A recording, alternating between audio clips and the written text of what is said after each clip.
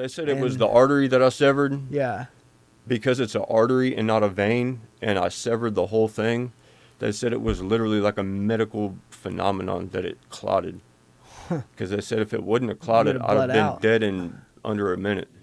Wow. It comes right out of your heart, you know what I mean? I don't know how it clotted. And I drank all of about that much of a fifth of Hennessy, you know, so my blood had to be thin.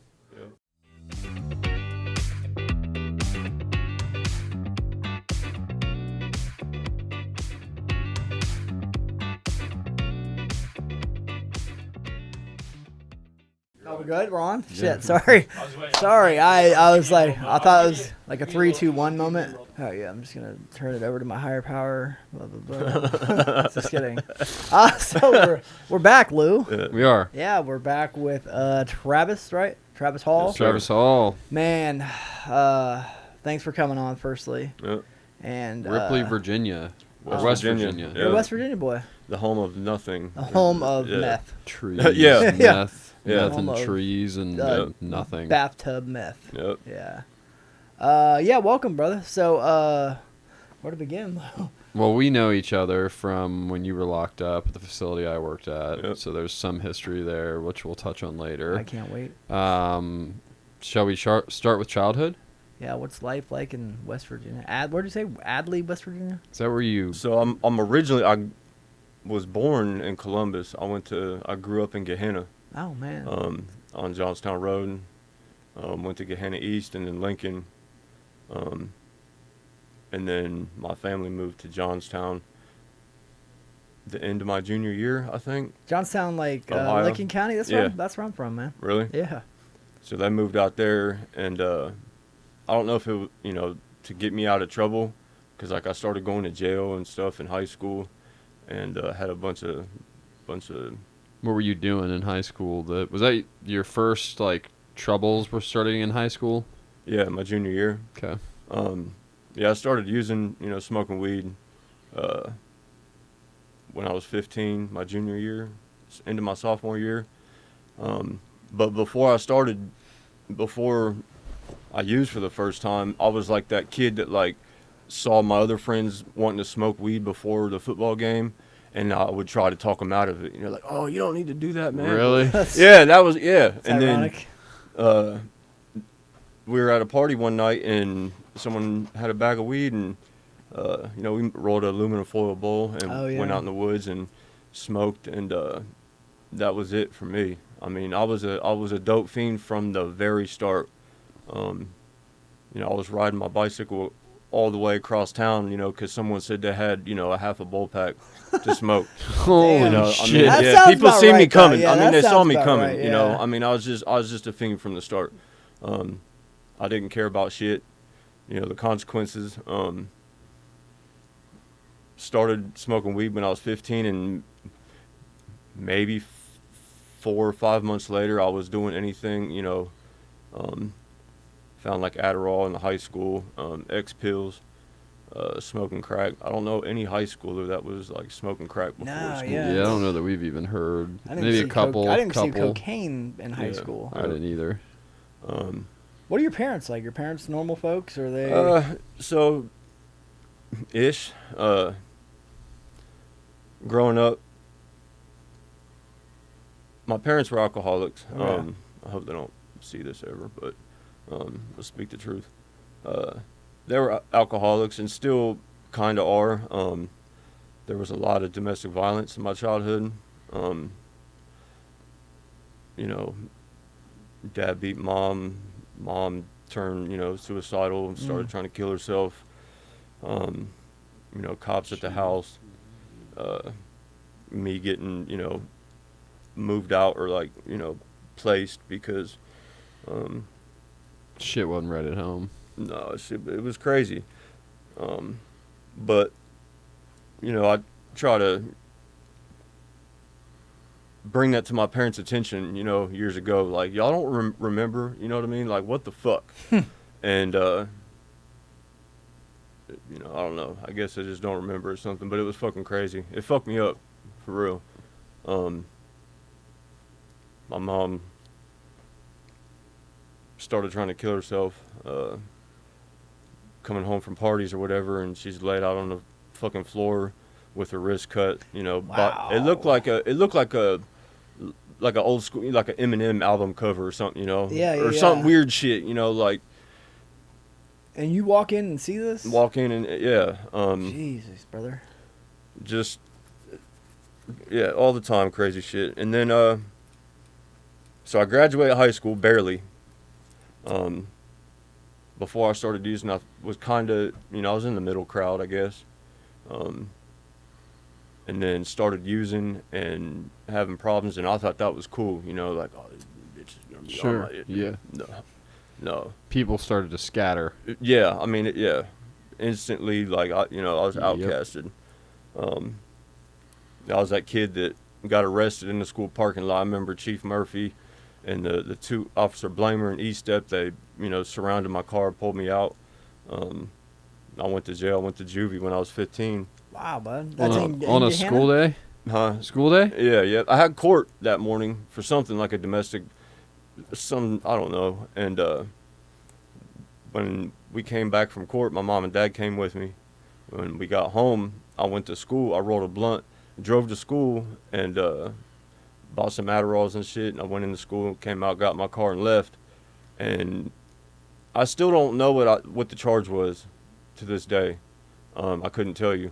But they surrounded my car, pulled me out, cuffed me up, brought me to the Gahanna police station, put me in a cell, but they didn't find the Adderalls, so I took them. I took like 5 of them. Jeez. Oh, and God. They come and get me and, put me in the car, and we start, we're on 670 going downtown, and they start, like, interrogating me in the cruiser, like, well, we know about, Adderalls and this, we could probably turn around now if you want to help us out. And I'm like, man, like, they're not really going to take me to jail. Like, they're trying to scare me. I'm and like, you're I don't 15, know. right? Yeah, I don't know shit. Like, and went to, got down in the booking in the Sallyport and booked me in. Sure as shit, they took you. Yeah, I was scared as shit.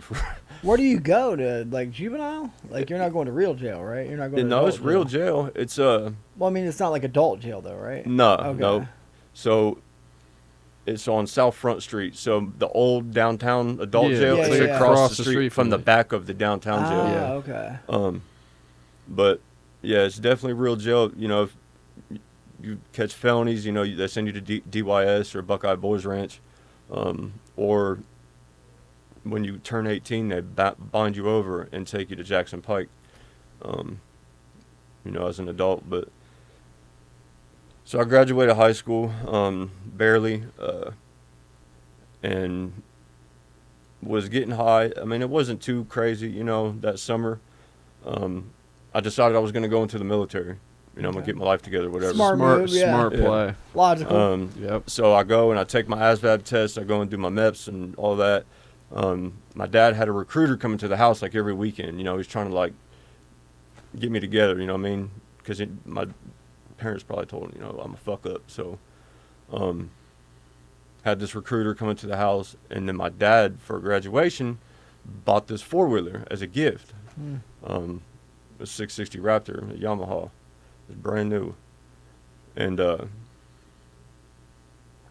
I can't take anything, like, I don't have a moderate, You gotta I'm go 37. I'm just all learned, the way. I'm either not riding or I'm, I'm crashing. I'm fucking up. And had it for like a month and got a bottle of Hennessy and was drinking one night and ended up hitting a tree, maybe 100 yards from my parents' driveway, and was life flighted to Grant Hospital. How fast do you think you were going? So they said I must have hit the tree like square. You can see where the front, like the frame, like cut the tree, and half of the tree is dead to this day. But my dad said it like ripped one of the front wheels off. The engine was like busted, almost like he said, like almost busted the engine mounts. I hit so hard. He said he sold it for like $300 scrap or something. Damn. Paid like $6,000 for it. But had traumatic brain injury, subdural hematoma. My brain swelled 4 centimeters in my skull. Severed my subclavian artery It comes right out of your heart. Broke my left femur, my left tibia. Oh. Broke 2 ribs. My ribs pierced my lung, collapsed my lung filled with fluid. God damn. And just laid there. Wow. And there was one of the neighbors coming home from the Hartford Fair late at night, and said when he was pulling in his driveway, his headlights kind of panned out over the field and saw that 4-wheeler.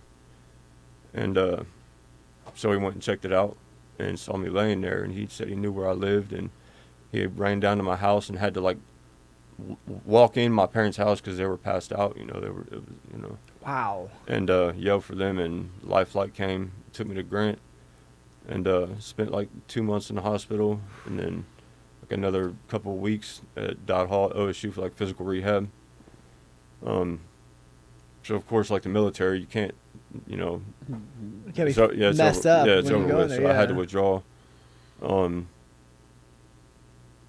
that's really where my life kind of like slowly just veered off. I mean, like, you know what I mean? Like, serious. Yeah. I sat on the couch and went to doctor's appointments for like 2 years. Were they prescribing you narcotics? I said you got to be on buku narcotics, methadone. man. I was on methadone 10s for nerve pain. And then the wafers? Not the wafers. They had just discontinued making the wafers. The ones like the bar looking. Yeah, the ones? little coffins. Yeah. Yep. So I was prescribed 4 of those a day, and then 8 800 milligram Neurotins a day. So I was prescribed 2 800 milligram Neurotins 4 times a day, and then all the seizure meds and blood clot meds and all kinds of shit. I was on like 30 different meds when I got out the hospital. It seems like you'd be getting more narcotics. For Yeah, that, right? Yeah, Like, this was Dude's before like the broken in opioid. This half. was before like the Florida thing, the whole God. opioid epidemic. This was like leading up to that. Do you remember the accident at all? No, You don't remember hitting or anything like that? nothing. I remember flipping burgers on the grill on my parents' back patio at like 5 or 6 in the evening, and I remember thinking because I put that Hennessy in the fridge in the drawer, to chill it, so I can drink it faster. And I was thinking about that when I was flipping burgers, and then I slowly woke up in the hospital. I was there for like 2 weeks before I have any recollection or like memory of Isn't anything that at the wild? hospital. It is. Wow. Well, 2 weeks pass by and you wake up, Yep. no idea what the hell just happened. So they said when I got to the ER, the ICU, they had to strap me down with like the white nylon straps, and I flipped out and ripped it and broke it. So they went and got one of the leather ODRC straps and tied my arm down with that. They were giving me shots of like Haldol and Geodone in my ass cheek, trying to calm me down. And I don't remember anything for like 2 weeks. I had outer body experiences. I could, when you've heard of people they can see themselves from that's real shit. Like I could see down the hallway of my hospital room. Like it was. But you could see yourself laying in the bed. Yeah, that's real shit. That's wild, though. Yeah. What does that mean? I don't What know. do you think? What do you interpret that as? I don't know. I know. I started trying to speak Spanish, like I was yelling for help because I was in pain, but nobody was coming. It was late at night, so I started like screaming, like because I took Spanish in high school. So I started like, Ayuda, ayuda. Yeah, exactly what I was saying. Ayúdame. I was out of my mind. That wreck fucked me up. Man, buddy. So yeah, that's insane, brother. Literally could have died had this neighbor not been coming home. Yeah. They said it was the artery that I severed. Yeah. Because it's an artery and not a vein, and I severed the whole thing. They said it was literally like a medical phenomenon that it clotted. Because they said if it wouldn't have clotted, I'd have been dead in under a minute. Yeah, fucked. Wow. It comes right out of your heart, you know what I mean? I don't know how it clotted. And I drank all of about that much of a fifth of Hennessy, so my blood had to be thin. Yeah. What's the rehab look like on that? Like, what do you have to do for that? I mean, it was hopeless. Like, I went to Ohio Health a few times a week, occupational and physical therapy. I got cleared out of physical therapy when I was at Dot Hall. My physical therapist said, because I told him, because I broke my leg, so he was wanting me to leg press to get my leg strong. And I said, look, I'll leg press this whole machine, put the pin in the very bottom weight. He's like, if you press the whole stack, I'll clear you from physical therapy. So let's go. Got that out the way. But my occupational therapy continued when I went home, I had to go to the hospital from home, and it got to the point where she was like, look, I don't want to bill your insurance anymore for, there's nothing that's, You're kind of... there's nothing you can do. Yeah. So what did the arm use look like after that? Like when you did... So for a while, like right after the wreck, it looked just like my right arm, but just I couldn't move it. But okay, so it's just dead. Over the years, it just became skinny. It was like just bone with skin wrapped around it. I couldn't move my arm at all. I could kind of move my elbow. It was just there. Just there, yep. Do you get self-conscious about that? Like at some points? You had to, right? Yeah. And people say, oh, no, I don't even, girls I was with, oh, I don't even notice it. Like, bullshit. Like, if your arm was paralyzed, I would definitely notice it. Like, but, fuck yeah, I was self-conscious. And I wasn't even really like a fighter growing up before my wreck. After my wreck, probably, I had a chip on my shoulder. Felt like I had something to prove, like I can still, So I started going to jail, like right away after my wreck. That's rough, man. 3 prison numbers.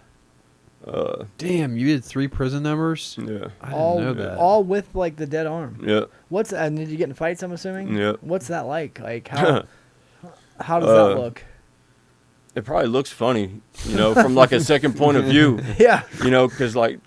Run up and like swing on somebody and then have like this arm that's just like dangling in tow, just like. And what does it do? Just like it just kind flaps of dead, around, like it's asleep because kind of. Yeah. Yep. Wow, dude. Yep. Got in one fight, my second number, and at the very end, dude pushed me off, and there was a locker box behind me, and I tripped over the box and came down and it broke my arm. Damn. Oh. The COs come running in the bay, so I went to my rack and. Laid under the blanket, pretended to be asleep. I didn't know I broke my arm. I woke up in the morning and my arm was like swelled up. It was purple and blue. And I went to IHS and they said, you should probably go to the hospital. But I got it amputated like a week ago. Like just like literally a week ago. August 27th. So a week ago you had an arm. Yep. A full arm. Yep. And you're a weekend and not. What the fuck is that like, bud? I'm still trying to figure it out. Do you ever get does it feel like it's still there? Yep. The same nerve pain that I feel in my hand and my arm. Yeah. The pins and needles and burning. I still feel that. But you couldn't use it and it was dead. Mm-hmm. So like. So the doctor said that the pain isn't actually in my arm. It's in my brain, my nerves firing, because my nerves are completely uprooted in my spine, in my neck. Because you have a nerve cord that comes off your spine, goes under your collarbone, and down your arm. And it's a common injury with like street bike wrecks, car wrecks. It's called a brachial plexus avulsion.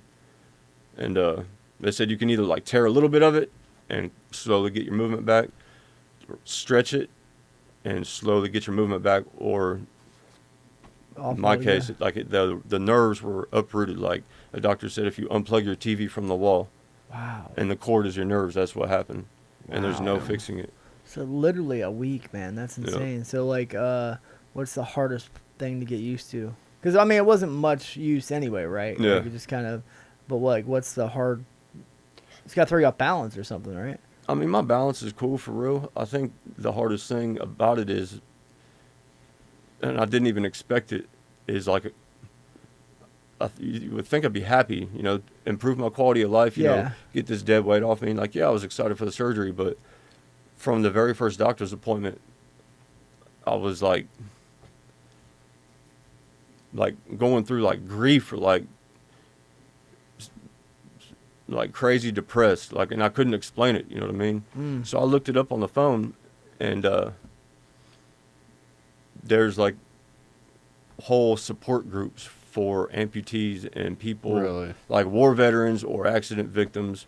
So I guess it's like a normal thing, I just, I had my arm for 19 years, and then the surgery was supposed to be in October, so I had time to like prepare. And then I get a call from OSU one day, and they're like, "Hey, we had a cancellation. If you want to come next week, like, well, it was like going to get like a fucking filling or something at the dentist. Yeah, it was easy as fuck. Yeah. Was it? This is a dumb question. Is it an option to keep the arm or the bone or anything? It was. Bro. It was. Did you? And I wanted to. For the whole 19 years, I told myself, if I get my arm amputated, I'm fucking keeping it. I'm going to have them embalm it. But then I'm going to fill it with lead, and I'm going to, like, keep it under my car seat or something. That's the club? Yeah. Bro, yeah, that's... Or, like, turn it into, like, a wrench or something. Or put it up on the fucking mantle like one of those dead Yeah, deers. yeah. That would be awesome. You know, Walking. Yeah. You know the movie Walking Tall? Oh, yeah. He has that 4x4 that he keeps in the back window of the truck. Yeah. But when we had to sign a paper, and they said, in order for you to take this arm out of the hospital. Take your own arm. It's fucking weird, man. They were like, we have to have a funeral, like a funeral home worker is the only person that can take your arm out of this hospital. Okay. And I don't know, like, my surgery was in like 10 minutes, so I don't have a funeral worker in my Lined contacts, up. So I said, fuck it, just. And then what? Do they have to, whatever. like, have a proper funeral session for the arm? I don't know. That's wild. But, you know, people call me Chicken Wing. That was like my nickname for years. And I kind of try to look at it like just turning the page, you know what I mean? Yeah, growing up, a whole new identity, a whole new life. But yeah, that it takes getting used to. I mean, it's weird still. A week. Yeah, I've got like nervous tics where I used to like grab my arm and like cross my arms, and it's not there. Can't do it. Couple more weeks. Yeah. Get this bandage off, Yeah. So what's the where's the incision at? Like up on the shoulder, or how far up does it go? So, I got the bandage on. I can take the bandage off. We okay doing that? I don't give a shit. I wasn't mind looking at it. I don't know. So they just touch it, I guess. Like they left. So you have got your ball and socket joint of your shoulder, like your rotator cuff thing. Yeah. So the doctor recommended to keep the ball and just amputate the arm like right under the ball joint to make my shoulder more rounded. Yeah. And then after surgery, he said that he was able to take my tricep and kind of put it over my shoulder to like give it more like normalize or whatever. it. Yeah, like symmetrical. And then took my bicep and put it in the front right here because I was like literally just bones and skin because it was so atrophied. But isn't that gnarly what they can do medically nowadays? Yes, it's still bandage. Damn. I had a tube in it and a drain bulb, but I got aggravated with it today, and it was stitched in, and it went like 10 inches in my skin up into my. Oh, buddy! But I just cut the stitches and pulled it out. Pulled it out. Yeah. Good for you, doc. Yeah, I have this drain bulb full with chunky blood and stuff. Yeah. Just, Oh yeah. It's just, It's pretty badass. Yeah. So I guess my first thought is like, were you? I mean, we'll get there. I'm assuming at some point. Were you an IV drug user? Yep. So like, does the weird thought ever come to your mind? Like, if you ever wanted to do drugs again, like you can't now? So I only hit in that arm for maybe, I don't know, 6, 7, 8, 9 months. In the dead arm? Yep. And you can still, it worked? Everything worked So the veins were really soft. Yeah. They rolled real easy. And I couldn't feel if I was missing. Yeah. Oh, shit. Yep. Yeah. Jesus, bro. So I had one vein that was on top, and I would put my arm like tuck it in like that between my knees and then hit. But I guess shooting Suboxone is really bad, like horrible for your veins. The worst. So I was in a halfway house in Newark, and when I got there, everybody was shooting Suboxone strips. So I jumped on the bandwagon and blew all the veins out. But IV drug user, started shooting dope in 08. How do you make the jump? So you go from you're like weed, then you're dabbling with like Adderall, drinking a little drinking, bit. Yeah. Drinking a How little does bit. that jump happen? Even when I drank, I went from like Travis is like chilled out, and then I start drinking, and I'm trying to fight the world. I'm like embarrassing myself. Like I take it to 10 so quick. Like everything I do, and especially after the brain injury, the frontal cortex is what was injured in my brain, and they say that's what controls like your decision making, your impulse control, your anger, your mood, shit like that. And it got me into a lot of trouble. I decided to go to college in 08. Okay. enrolled. Shoot dope and go to college? Yeah. Are you on I was still on drugs? the methadone, but Okay. I found this old lady in my class, one of my math classes. Where'd you go? Columbus State? COTC Okay. in Newark. And I thought I was going to study forensic science, like I'm a criminal minds or whatever. And ended up getting kicked out. So the Virginia Tech shooting, y'all remember that? Yeah, we do. 07, 08. Yeah. My psychology teacher told us at the beginning of the semester that we were supposed to keep all of our assignments and then at the end of the semester average our own grade, like keep a portfolio. Okay. And I must have missed that. So it's like the last week of class. And she made the announcement, like, don't forget to average your grades. And I'm like, what are you talking about? And she, said, I told the class, I said, so you're going to fail me? And she kind of shrugged her shoulders. So the next day, came back to class, and I was smoking a cigarette out front before class, and this girl that was in my class walked up, and she's like, what, we don't have class today? And just, without even thinking, I said, oh, you didn't hear? I killed that bitch. And, I just finished my cigarette and went inside, and she took it real serious. Like, she went to security. She went to campus security. The state highway patrol comes in. I'm in the back of the class. You have no idea what. I have no idea. I'm watching. I'm like, oh, who's about to get arrested? Somebody's getting fucked up today. And they keep walking back further and further, and I'm like, damn, like getting kind of close. Yeah. And get to my run, they're like, I stick out, Yeah. The guy with the arm, The guy with the arm. And take me down and start interrogating me, like, were you making threats to kill a teacher and da-da-da. Interrogate my parents, call the house, all that. Has Travis had any recent mental health changes? The same shit you see on TV. Yep. And they told me, I can't go to school here anymore. Banned from college. Huh? Yeah, banned from college. Yeah, I got kicked out. Yep. But that was the type of shit that my brain injury caused. Yeah, the trouble. Because that's a wild response. Yeah. Yeah. Without even thinking. Without thinking. Just some poor college girl just like Yeah. mind your business. We don't have class today. I fucking tried to kill that maybe bitch. Travis fucking killed the teacher today. Damn. So college dropout now. Yep. And then you're inactive. You're just doing methadone right now. Yeah. Okay. Well, no. I mean, I was doing whatever, but after that, so that was in the end of 08. My parents found this program at the Cleveland Clinic, this chronic pain rehabilitation program. And I have to live up there in Cleveland at like this guest house, like this guest hotel thing. Damn. So we go up there. It's the dead of winter in Cleveland. Go up there. Like my mom drives me up there. She stays for like the first night, talks to whoever, and then she leaves. So now I'm in Cleveland by myself. I'm drinking Steel Reserve, like it's water. I'm in this program, and I'm running around Cleveland, and end up, I don't even know how all this shit happened, but I was messing with this girl that was staying in this guest house thing, and I decided, we're going to smoke some crack. And she said, I've done powder before, and I was like, all right, we're going to find it. So we go to this gas station and get a pint of Hennessy, and some random dude pulls up, probably sees her, pulls up, and he said, look, I'll get the package. Like, come on, we'll go kick it. And I was like, all right, fuck it. I'm drunk, whatever. And this dude lives in, like, some boarding house or something. It's like a parole house or something. He just got out. He said he did 15 years for a body or something. And so we're in this little room smaller than this, drinking Hennessy and smoking crack. And you did have the crack, though. I'm he did go. He thinking did about get it. the crack. Like, he did. He I'm kept us into the bargain. So I'm like, shocked. yeah, you've got crack. Like, I'm gonna hang out with you. Yeah, you you're know? my dude yeah. now. Yeah. I only smoke crack with rich people. But he starts like telling me to like do stuff to this girl and like trying to like, weird. like with some weird shit, And I'm like, dude, like back the fuck off.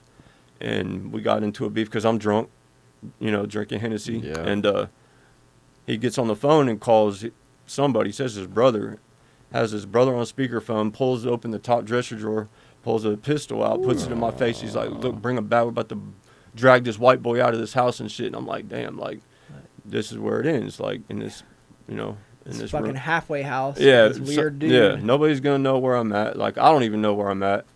But I ended up leaving. I called somebody and got told on, got kicked out of that program. Told on for what? Like, So sneaking and geeking?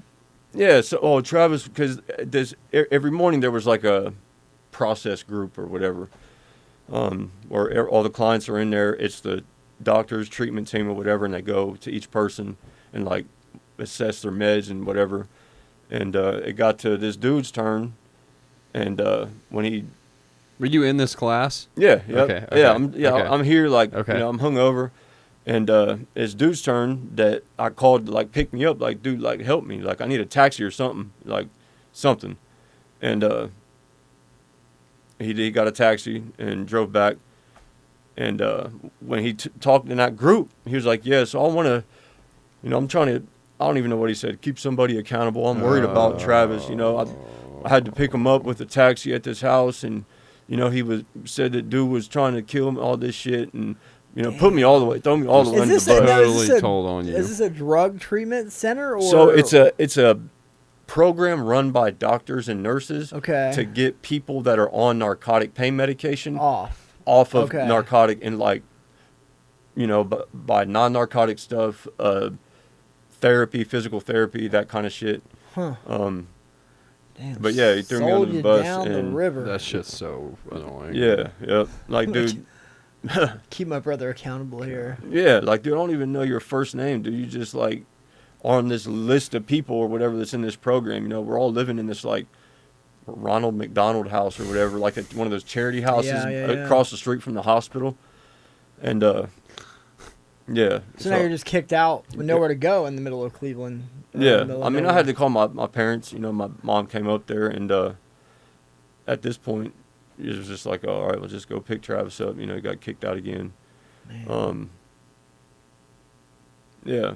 What are your parents like? Are they blaming it on the TBI, or they realize like? Oh, I think in the beginning, yeah, but then I think everybody started to like. People started to probably just assume, like, I don't give a fuck.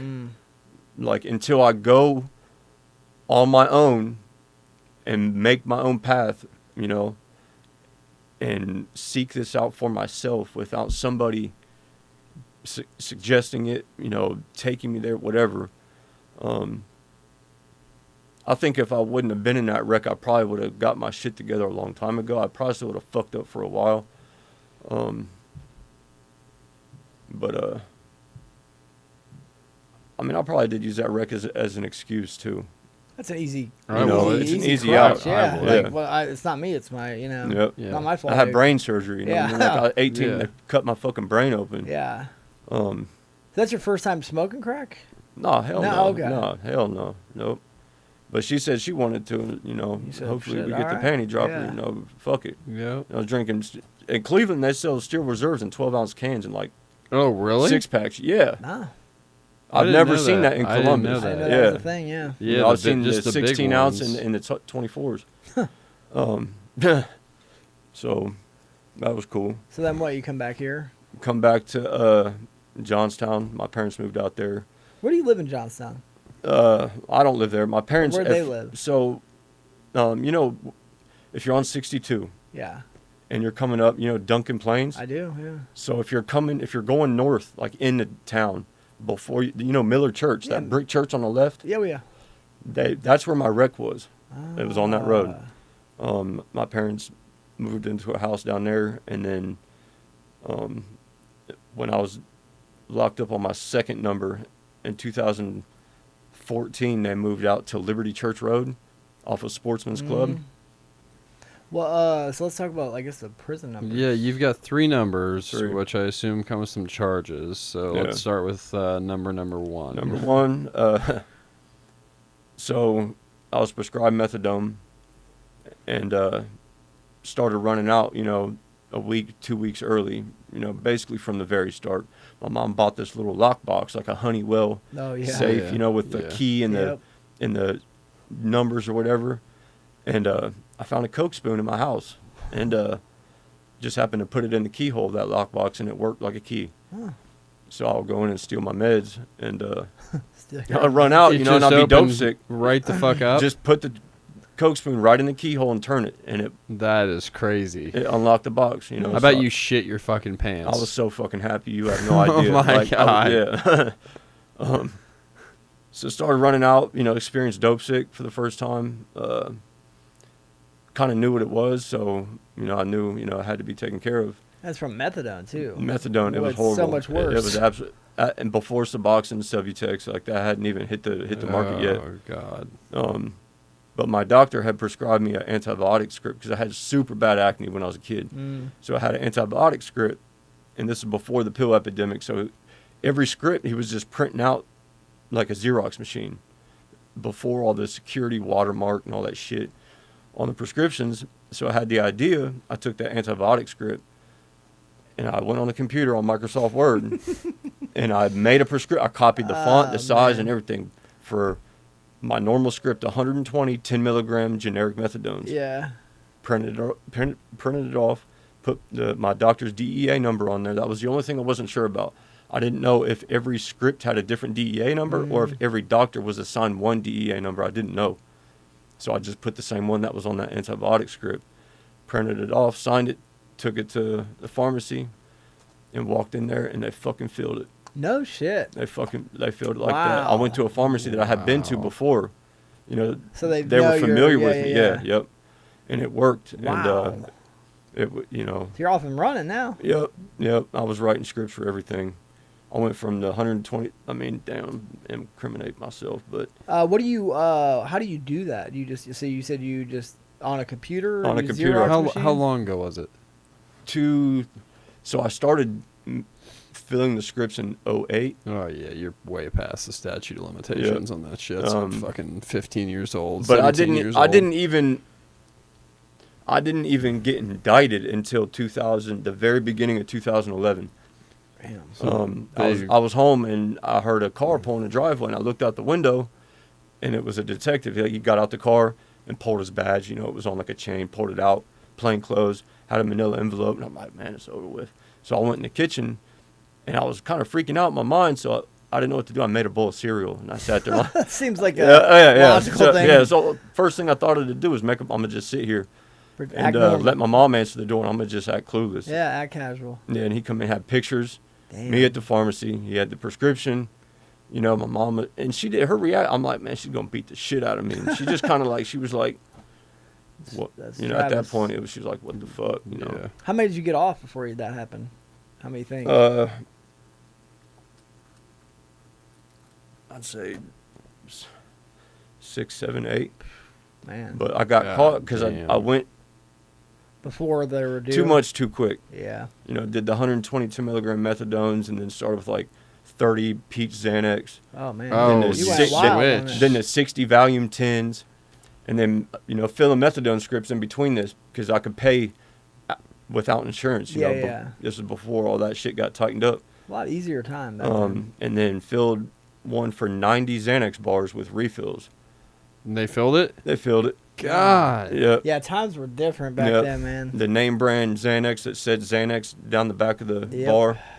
And you said you're paying cash for all these? Some of them, I mean, the new ones, I could get through my insurance because I was under 26 years old, so I was under my dad's insurance through his work. Okay. You know, so he had good insurance. But and it's smart of you to think about that too. Because I, at whatever age that is, like so young and so drug addicted, I wouldn't have thought of that at all. Like I can't do it through insurance because then that'll raise a red flag. Yep. So what they hit you with? I mean, I got lucky. It was just a felony 5, illegal processing of drug documents, and a felony 4, illegal processing of drug documents. Okay. Damn. Yeah. So they only got me for the 60 Valium 10s. And one of the methadones, I don't know which one was the F4 and which one was the F5, but they were different felonies because one's a schedule higher. Yeah. You know? Yeah. So, I only did a year. They put me on, like, ILC. Where'd you go? Did you go to Noble. Newark? No, I mean, did you go to Newark jail and then go to... No, Franklin County. Oh, you went to Franklin County? Yep. Damn, okay. That was still when the downtown jail was still open. Yeah. So I went to court from the street. My attorney got off the elevator, and I said, just tell me what's going to happen. He's like, you're going to prison. I said, how do you know? He said, you're on the exit list. And I said, the exit list? He said, I checked the exit list when I came in the courthouse. And I guess people that go to court from the street, the judge make lists in their chambers before court starts of people that they know they're sending to prison. So when you go through security of the courthouse, the only way you get out of the courthouse is out the back in cuffs. They will stop you if you try to go back out the front doors.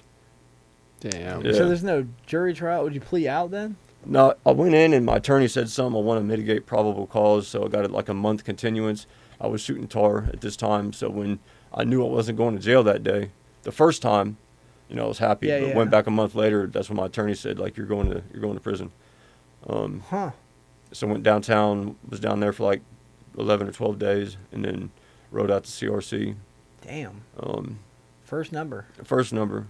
Shit in your pants when you get that news that you're going to prison? I mean, I was high as fuck. I did like the 4-bag shot before I walked in the courthouse. I didn't give a fuck. Damn. But when I got to my cell, and I was on the 3rd floor, they put me on medical because of my arm. So the cells, there's like 11 cells are open all day. And then at 11 or 12 o'clock at night, you have to lock down and they shut your cell. And when they shut that cell door, that's when I got like the restless legs and like it kind of hit me, Started kicking in. But So you said you did go to CRC first? yeah, I went to CRC. I was only there for 9 days. Damn. Because I wasn't on any Fast. meds or anything. Yeah. And went to Noble, did a year, got out. It wasn't, prison is not, especially in Ohio, is not what you imagine it. It's really not. It's really not. I don't Especially know. Noble is a 1, right? 1, 2. 1, 2, yeah, minimum, medium. I mean, every place can be crazy. It is what people make it. People love to embellish stories about prison. Too. Yeah, It's and like I thought their it was favorite cool. thing You know what I in the mean? whole world. Yeah. And prison's not like prison in the 90s either. Like, No. prison in the 90s, that's when you, like, Yeah. all the shit you hear about. Really, like, none of that is, like... Because there was no cameras and shit. Yeah, and then Yeah. now it's like everybody's like, you call somebody a racial slur or Yeah. whatever name, like, you're Yeah. packing up and rolling out. Yep. Yeah. Certain people are protected.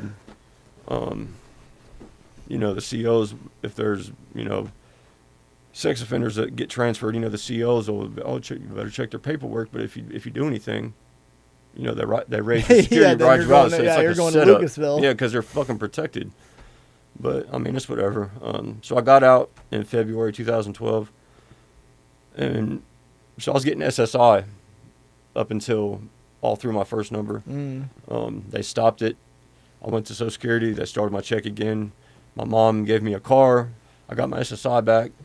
I was clean for maybe, I don't know, 3 or 4 days. Damn, that's all it took. And was right back at it. Fuck. And this was when bath salt was real big, when you could go to the drive-thrus, and get bath salt, and that shit fucked me up. That's what caused my second number. I was only out for like 7 or 8 months and went back and did 2.5. What happened there? What'd you do? Possession. Of what, bath salts? Bath salt, heroin, and cocaine. It was crack. The trifecta. But it wasn't even, it was a cotton stuck to the spoon, Okay. a dry cotton, which they sent to the lab, tested, came back as heroin. That's bullshit, man. I pushed some chore out of a stem, changed my chore. They found that, sent that, and tested it. Oh, come on. Possession of cocaine. My discovery packet, they didn't even have it said an unspecified amount of Because narcotics. they didn't have any Because drugs. there's no measurable Right, amount there's no of drug, measurable weight, yeah. but I'm still being charged with this shit. And then are you on parole too? No, No, you got I out wasn't off on parole? No, I wasn't on no paper. So they sent you to prison for that for 2 years. And possession of bath salt. Yep. What? I mean, so it all started. We went to the store at 5th and Summit. There used to be like a corner store. Yeah. It's like a pizza place now or something. Yeah. And they used to sell bath salt, and went in there, bought a bag, came out, and my dude was scratching lottery tickets and said he hit. He's like, oh, I won. I'm going to go cash him in. He's like, don't hit in the car. I'm like, all right. As soon as you got First out. thing he does. Yeah. I mean, people that I roll with, like, they would always help me out and hit my arm, like, especially because I drove, you know what I mean? So by the time he come out, I had a shot pulled up. And he got in the car, and he's like, man, fuck it. So we're both looking down. He's hitting me, my arm, and CPD Damn. comes down 5th Avenue Oh, and my looks God. and sees us sitting there. We're both looking down, and they do a U-turn. Oh. So I do, the shot hit me. I back out. I'm choking. I don't have no breath. I'm geeked, and driving down 5th Avenue, and it's all construction at that time. Oh. It's 25 miles an hour. I'm trying to get to 71, and get on 71, try to take off. They chase, shut the freeway down. Dude jumps out of the car, runs. So you took him on a chase. You made him work I tried to, but it didn't. with construction on 25. Something. Yeah, I mean, when I got on 71, I was able to cut between 2 cars and get on the on-ramp, and the police got stuck because of traffic. Yeah. So they couldn't turn. And, damn. I mean, the chase it wasn't even a chase. It was from 5th Avenue to the ramp at 17th. Oh, yeah. It's not much of a chase at all. But by that time, the helicopter was already there. Damn. Dude ran, so when he ran, because I seen like a needle cap sticking out from under his shirt sitting on his lap, so like, can you step out? He took off, arrested me. When they found him, they like tackled him into a fence or something. It fucked his face all the way up. And Franklin County, if you have a lot of medical issues, they don't want to put you under their care, so they'll take you to like the hospital. Or what they did in our case, they brought me to Marconi to like ID headquarters, Columbus Police. Fingerprinted me, took my mug shot, took dude to the hospital, and then brought him there, fingerprint mug shot. But they just released us from there with called a direct indictment, but it's just a fancy name for a future indictment. Yeah. So, so you literally got out of jail that same night? I wasn't even in jail. Go I to was just jail. Well, the ID headquarters. Yeah. They just fingerprint, mug shot. Let me go. I walked all the way back up to 161, all the way up High Street. Brother. Fuck. Yeah. That's a high. How far is that? Really far. I mean, it was Shit, really far. Yeah. Yeah, that's. Man, I don't even know. I mean, we had the 10 hotels up miles? there trapped out. My God. It was crazy. But What's it like doing bath salts? I don't think we ever had anybody that had bath salts. before, I right? may or may not have done bath salts. I think I did. I was sold to me as Molly at first, but it came Yeah. from a very reputable source. yeah. So I thought it was Molly, but then after a while, dude was like, "Yo, I don't think this Well, is I what was we saying- think it Yeah. is." So shooting bath salt. So I never did doing that. meth, like get to day 3, day 4, that's when you start to see, Yeah, the shadow ins- people, yeah, yeah. all that kind of weird shit. With bath salt, it's like that from the very first shot. Wow. It's just meth, like times 100. Amplified. Yeah. Damn. Some of it like makes you hallucinate, like tracers and shit, but it's just a stimulant. It's That's just so wild, man. I get it, 'cause like I've done, like, I had a meth bender, but like you do that and immediately seeing shit, yeah, that would terrify me. Yeah. yeah. I would be like, I That gotta quick. do that again. Yeah. I lost my Pass. mind out there. Yeah, I bet it. But The direct or the indictment comes back eventually. second number. Oh yeah. The police pull up on me walking down 161 one day. Ran my information. I had warrants. When I got charged with that cotton and that chore, I went to jail in Licking County. They sent me to that halfway house, and was getting high in the halfway house and ran from there. And They sent you back it on a new case. They sent me Right. back to the to the same same fucking halfway house place. I don't even think I talked about it, but yeah, I went through the halfway house. I tried in 2009, got kicked out, Yeah. then went back through it in 2013 and ran. Damn. Is that an escape charge? Or is They- that I like mean, a- there's signs on the door that say if you run, like you'll be charged with absconding, but they don't ever charge anybody. Okay. But because I dropped dirty for the second time, and the counselor was like, "Do you want to call your PO?" And I said, "Yeah." Like I wanted to hear his tone of voice. Like, is he going to come? Is he going to give me another chance? So I talked to him and I told him like straight up, like I dropped dirty for meth. Like I know I dropped dirty for Suboxone already. And he wanted to talk to the counselor, so I handed the counselor the phone. After they got off the phone, I was like, "Hey, can I go to my room?" And he was like, "No." What did he say? He said, "You can go wait on the front porch or sit in the backyard or something." And I thought, like, wait on the front Yeah, porch? wait Like, on the for fuck am I what? waiting on? Like, Yeah. no. So I went up to my room and got my shit, what I could manage to carry, and ran from that. Hightailed it out. And eventually they caught me in Columbus, had warrants, and went back to jail, went to prison again. They gave me a year for the cotton, a year for the chore. Ran it consecutive. This What? sucks. While I was in jail in Licking County, the future came back from Franklin County. So they took me to Franklin County, sentenced me on that, gave me 6 months Damn. for the possession of bath salt, and then went back to Licking County and then rode out and went back to Noble. Wow. So you did Jesus. 2.5 on that? No, I had jail. It was like 20 months because I had 4 months jail time credit when I was waiting to go to that brother. halfway house. But that's absurd. Wasn't even drugs. Yeah, I mean it was spent. You know, yeah, it was a wash or a rinse or whatever. It's a fucking cotton and a chore. Wow, buddy. Is what it was. And at any point during this journey, like when you're sitting in prison again for the second time, about to do a 2-piece, like, you know what, maybe drugs aren't for me. Maybe I should try. Yeah, I mean that. I sat there and made all the phone calls, you know, all the promises. Yeah. All the I'm done's is different this time.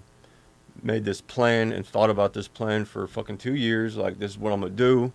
Like, you know, I've got this. And I'm not exaggerating. As soon as I walked through the fucking gate when I got released, it was like everything that I had thought about, all those plans, all those goals, everything. Gone. Was like I never even. Yeah. It was just, I'm free. It was like day poof. One, poof, everything disappears. Yep. And then are you in parole again, like when you get no, out? I wasn't on parole. Yeah, scathed by yep, parole. Good for you. I was free. My wife now, she picked me up from that number. I think she was trying to help me get my shit together. Just kind of friends at the time or whatever. She said, you know, you can come live with me, get a job, get on your feet, get the fuck out. You know what I mean? And turned into, I don't know, it's like 10 years later, you know. Damn.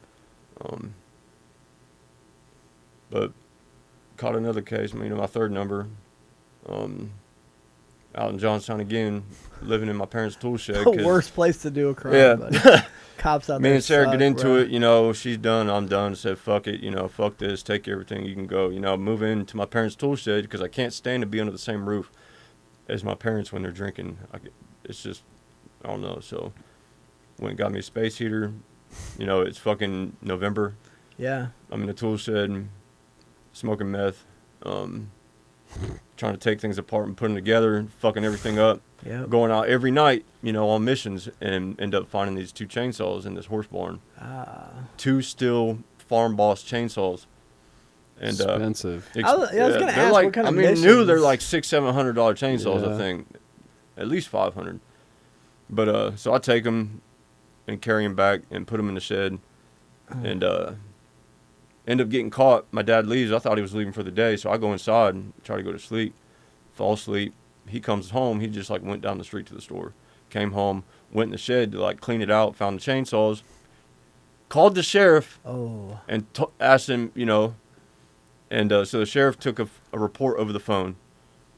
The guy who owned the chainsaws saw that the sheriff, he had somebody pulled over around the corner. So the guy who owned the chainsaws asked the sheriff, like, hey, have you seen anybody walking with 2 chainsaws? And the sheriff was like, no, but I know exactly where they're at because my dad had called. So I'm like, damn, is this like meant to be? Like, am I supposed to go to prison again, you know? So go to jail, go to prison. You went to prison for the chainsaws? Yep, and he got them back. I cleaned the fuck out of them, oiled them, greased them, cleaned them. I bet they were cleanest they ever been. Yeah, perfect running order. You know what I mean? Yeah, conditions? tweaker clean. Yep, burglary, hell yeah. or what's the charge? Breaking and entering and theft. Brother. Yep. So they gave me 9 months. I went to transitional control on this number, which is like a halfway house. Yeah, TC's a joke. Yep. That's just a trap house. It is. You go to Jackson Pike, No, I was, because my forwarding address was Johnstown, so they sent me to CTC in Lancaster. Okay. But I got on my feet. I mean, I told myself, like, I know there's gonna be hella meth. Like, I already know. I've heard about it. You know, people talking about it and, you know, just locked up. And that's exactly what it was. But I get there and I don't use. Like, I do my little blackout period. I go to Anchor Hawking, do the walkthrough, apply, get the job, start working, and did really well. I got signed into the union. I got a raise, promoted to a different spot that gave me a little bit more freedom instead of having to stand right there on the line. You know, I was proud of myself. Got my shit together, and ended up getting my foot got run over by a fucking forklift one night, and it broke 2 bones in my foot. So I had to file a workers' comp claim, and sitting there laying in my rack, CTC, bored to death, watching hella movies, and I just Googled how to find a doctor, you know, that'll amputate an arm, like how to find an elective amputation surgeon or something to get my arm amputated, and something popped up for OSU. So I emailed this email address or whatever, and she emailed right back, and it was like that. She said, send us your Medicaid card. And why was that your first thought? Have you been trying to get rid of the thing for a while? Yeah, now? yeah, just something to do. Quality of life. When I applied to Anchor Hawking, I wore a button-up long-sleeve shirt, and I do most of the time when I was going to interviews out there, trying to hide my arm, because employers, they can't not say they're not hiring you because of a disability, but there's a way. They'll find a loophole. I know that you know that I know, like, you're not hiring me because of my arm, you know, so fuck you. Or if it wasn't that, it was my record. So I was scared to death, you know, like I wanted to be successful at CTC. Like, I'm gonna get on my feet. I'm going on 40 years old. Like, I can't keep doing this shit. You know, repaired stuff with Sarah, and things were going decent, you know, and thought that would be the like a good move, you know, like a closure, I guess. I don't know what the fuck, but it happened really quick, you know. Like, I was at a doctor's appointment 1 week, and 2 weeks later, my arm is cut off, you know. Wow. How long between the email to when you actually get it? Because you're in this facility. Mm-hmm. So how long between the email to you actually get the operation done? Maybe 3 weeks. That's 3 weeks. wild, man. It was originally supposed to be in mid-October at the very latest. So you were out then when you got the surgery? Yeah, so my release date was August 21st. That was my Okay. indefinite sentence date. So you literally just got out. Got out of CTC. Not even a month ago. A couple weeks ago. Yeah, got out Wow. August 21st, and then August 27th had my arm amputated. And it like I said earlier, it kind of, I don't know. That is freaking wild, man. Yeah. So, any regrets on the arm yet? Or you think there will be?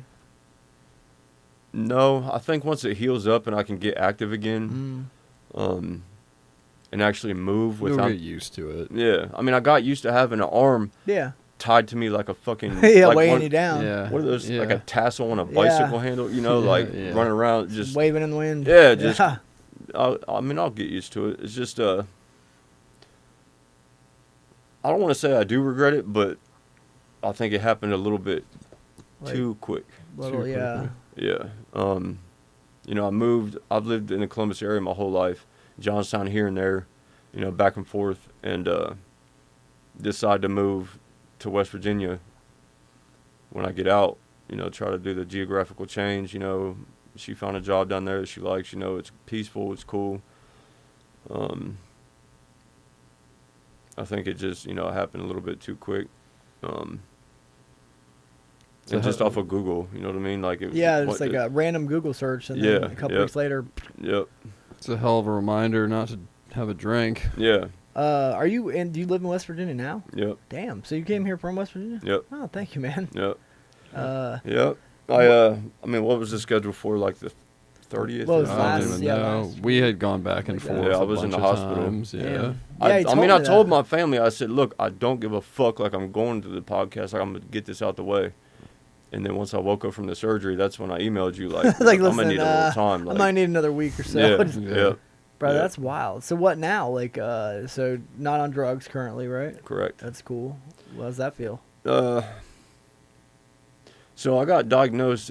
Were you using in CBCF at all? Yeah, I didn't even think about that. How that happened? Because you seem like you have more, like your head's on more straight than it was. So then. I was on. The girl I was with at the time at CBCF was like, she was down for whatever, you know what I mean? Like, I told her, like, look, like, put these things under the stamps of the letters and send them in to this address, you know what I mean, to this person, and she'd do it. And you remember when I was there and they did all 3 shake the units shake down and yeah. got piss tested. Yeah, it was you.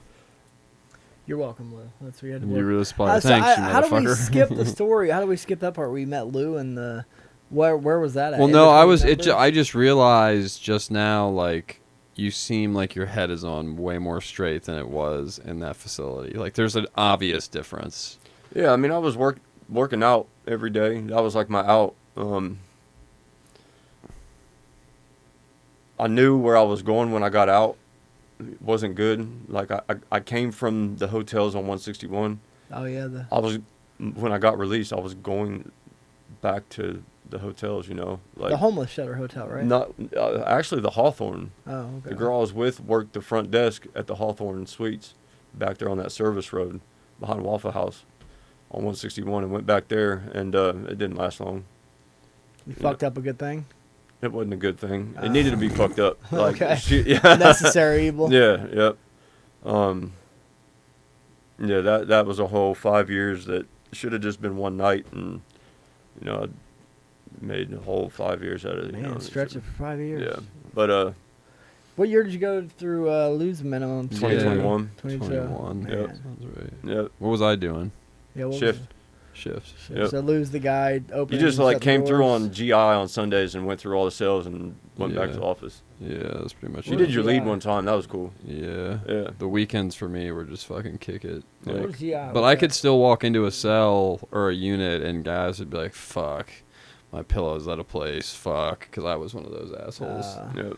Yeah. Smoke pill, Lou over here. Which is ironic, 'cause Lou was doing that same dirty shit. He's up there Goddamn chiefing right. in that bathroom together. Now I'm going to get back. Get my get back. Yeah, now I know what to look out for. I was diagnosed with adult ADHD like 2 years ago, and they were gonna prescribe like,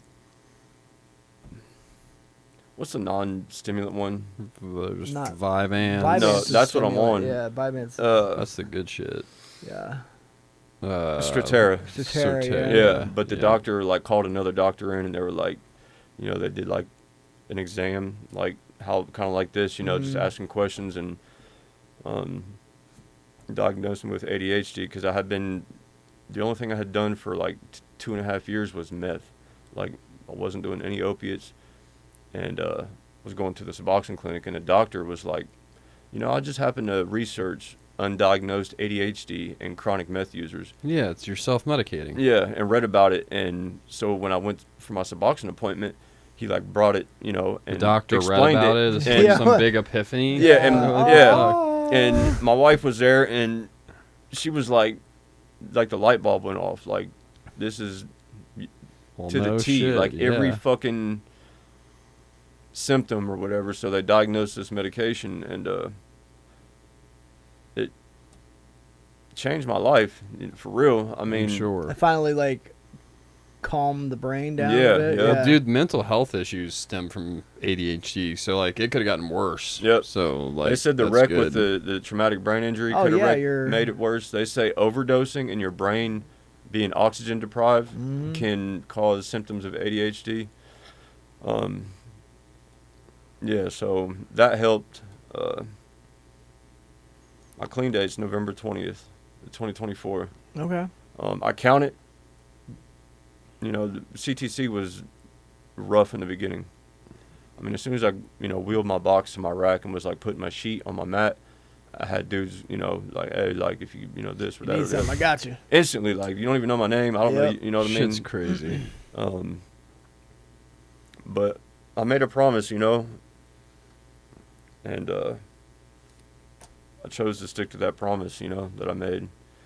I'm gonna make it through this program no matter what. Got into a couple like, You can do a fucking program stand on your head. yeah, Come on. but to do a program, not get high, not get the pack in the program, not try to fight everybody in the program, you know, not Right. just There's a lot there. fall back and just walk the line and do what I'm supposed to do. Like that's big news for me. You That's know? huge, Yeah. bud. Yeah, Yeah. I'm That's 37 years old.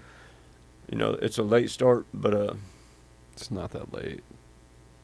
I mean, it could be worse, but it definitely... It could be way... Dude, we see I get 60, guys, 70, I get 80 guys at work. year olds. Yeah, 70 years old. And you see a 70-year-old fucking sitting there where we were at, just fucking, no, I'm just going to do this my whole life. Yep. Cool, have fun, bro. Enjoy. I know I can look back to my childhood before I started using,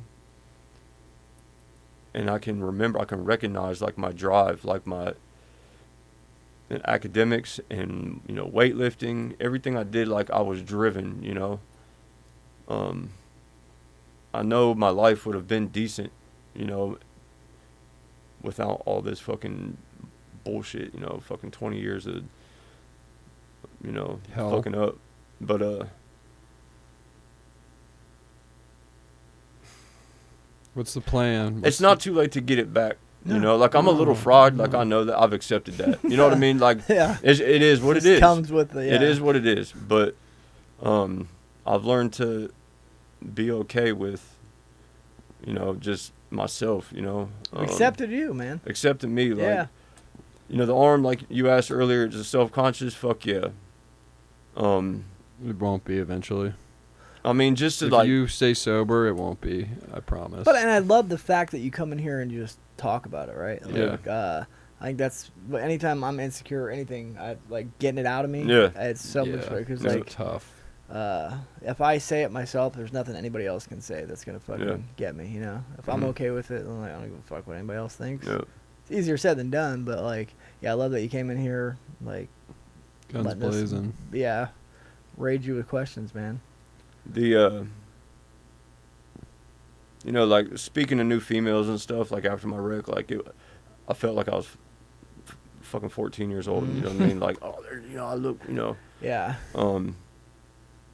But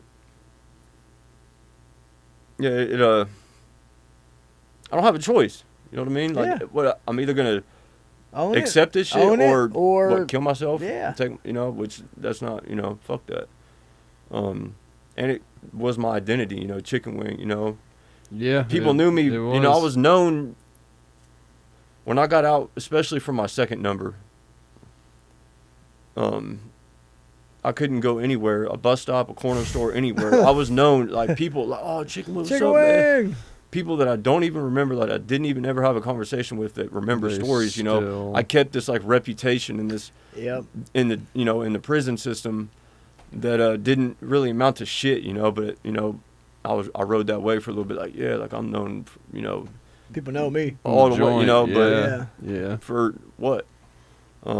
So kind of keeping that reputation or that identity up was kind of like it's like a shield. Comforting like a little bit, like Yeah, just like, you know what I mean, like then you got that to fall back on, Right, if anything, right, and no matter yeah. how I feel, like people, and now people know who you know, I am. Yeah, cut my arm off, and I guess I got to go through that all over again, just in a just gotta find your positive new way, you, you know, man. yep. Yeah.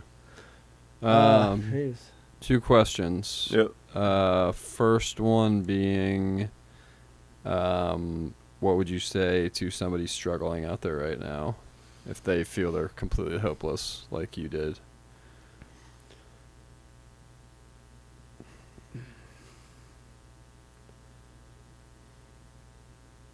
The making a phone call, which is usually like the last thing we want to do, you know, when we're in that moment. Phone weighs a million pounds. Yeah, but just, it gets better. You know, life is what you make it. Every time, I have never not went to a meeting or made a phone call and not felt better afterwards. I might have felt like that hangover, like, damn, I was about to get high, but then I didn't because I made a phone call. There's a like hangover effect, you know what I mean? Like you're kind of pissed off because you didn't get high. Yeah, yeah. But, you know, you're kicking it outside of a church, you know, with some dudes or whatever at a meeting, you know, and you didn't fucking use. Yeah. It gets better, you know. Question 2, what's next for you?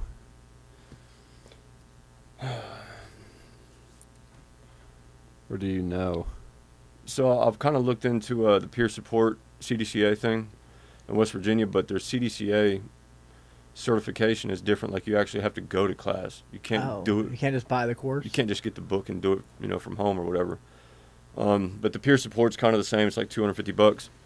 I went to this outreach center, and they gave me some referrals. Trying to find work. I'd like to get into the work of treatment. I hear that it's gratifying. It's super rewarding. Yeah. I just don't know if I'm like the office kind of like. I've never really had a job like that I've kept inside, like in an office, computer. It's whatever. different though. Your different. boots on the ground. But I'm a little bit, but like I spent time in the office and I work with addicts, and bro, I will never go back to like inside an office. You wouldn't go back to manual labor or anything? Never. I will never. I am so 9 to 5, like weekends off, working with my people. Yeah. Like it probably is the most. I love this. Don't get me wrong, but like hands on every day, and like showing somebody like, listen, I was as low of a low as they could possibly come, and then like, if I can do it, we can do it. It's fucking possible for anybody. I was shocked I made it through CTC. I mean, I had 4 digits in my bank account. I bought a truck. Mm-hmm. I was surprised. I kept that promise. I just want to help people. Yeah. I find so much. Yeah, you got it. So much gratitude, so much like a sense of purpose. Mm-hmm. Helping people. I never thought I would get my life together. Honestly, I'll say that. I really started to accept. Like, this is what it is. I never felt like that about you. You didn't? No, I always thought you'd get it together for some reason. And then there's, me, there'd be guys that'd be like, he's fucked. Yeah. Straight the fuck up. Like, I had a weird question, too. Sure. You're going to have your arm back for one day. What are you doing? Full functioning. Damn. Is it attached on my body? Yeah, full functioning. You do whatever, like, your whole capable arm for one whole day. You're definitely getting laid. Yeah, what are you doing? Yeah, I'd like, Definitely that. That's when I'm most self-conscious. Like when in the sheets when I'm having sex, like it just fall down or whatever, like you know what I mean, like if I, I love it's that, just, brother. I love that. It's awkward as fuck, you know what I mean, and just, then she's like, oh, I don't even care, like you're fucking lying, yeah. because I know if the roles were reversed, I'd be like, but when I found that the program at OSU that said that amputate, she was like, absolutely 100%, Yeah, that makes sense, right? Yeah, like but if I could have my arm back for one day.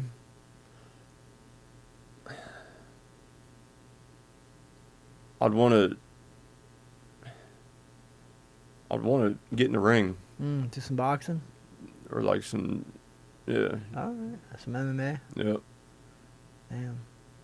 My second number, there was a guy that we were watching UFC, and there was a guy had his arm amputated like halfway up his humerus. He was in the octagon.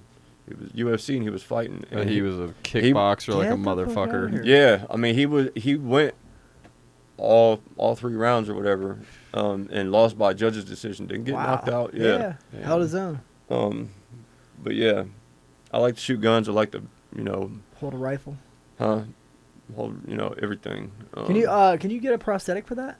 Or I wouldn't even. You wouldn't do it. Yeah, just another dead arm. Maybe down the road, who knows what they fucking might. If it's like a legit machine, like they've got those arms that are like real slow and shit. Like fuck that. Nah. Like I just wanted the whole thing amputated, just gone. Yeah. Yeah, I'd want to get in the ring. I'd want to fight. Want to, learn different MMA fights. You just enjoy it. Yep. It's cool. Yep. Bro, it's been a good one, man. Yeah, man. Thank you freaking so much, dude, for coming out here and. I didn't. She was like, "Oh, you should write down like bullet points, like a timeline." So Then you overthink it too much. If I overthink it, then it's just not natural at all. No, you nailed it chronologically. So, thank you, man. Absolutely. Appreciate the drive down. Yeah. Safe travels back.